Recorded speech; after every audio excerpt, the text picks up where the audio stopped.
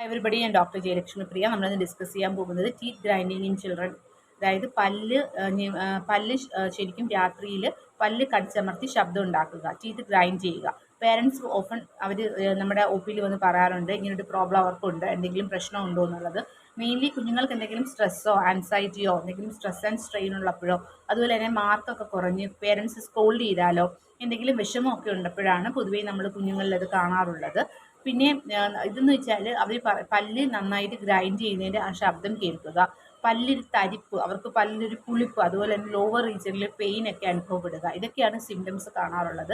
ചില കുഞ്ഞുങ്ങളിൽ ഡേ ടൈമിൽ വരെയും ഈ ടീത്ത് ഗ്രൈൻഡ് ചെയ്യുന്ന ശബ്ദം കേൾക്കാൻ പാടുണ്ട്.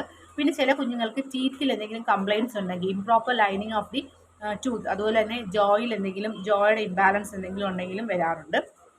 പൊതുവെ രാത്രിയിൽ ഈ ടീത്ത് ഗ്രൈൻഡിങ് കാണുന്നതെന്ന് വെച്ചാൽ മെയിൻലി കൃമിശല്യം കൊണ്ടോ, അതല്ലെങ്കിൽ ഇയർ പെയിൻ ഉള്ളവർക്ക് അങ്ങനെ വരാറുണ്ട്.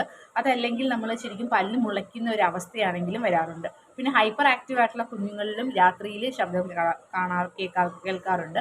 അപ്പോൾ നമ്മൾ പ്രോപ്പർ ആയിട്ടുള്ള ട്രീറ്റ്മെൻറ്റ് ഏതാണെന്ന് വെച്ചാൽ അത് എടുക്കുക. ഇപ്പോൾ സ്ട്രെസ് ആൻഡ് സ്ട്രെയിൻ ഒക്കെ ആണെങ്കിൽ പിള്ളേരോട് അധികം ദേഷ്യപ്പെടാതെ ജസ്റ്റ് ഒന്ന് കാം ഡൗൺ ആവുക, അവർക്ക് സമാധാനം. ഇപ്പോൾ നെക്സ്റ്റ് മാർക്ക് കുറഞ്ഞത് അങ്ങനെയൊക്കെ ആണെങ്കിൽ അവരോട് പറഞ്ഞ് അവരെ പാസിഫൈ ചെയ്ത് അത് ചെയ്യുക.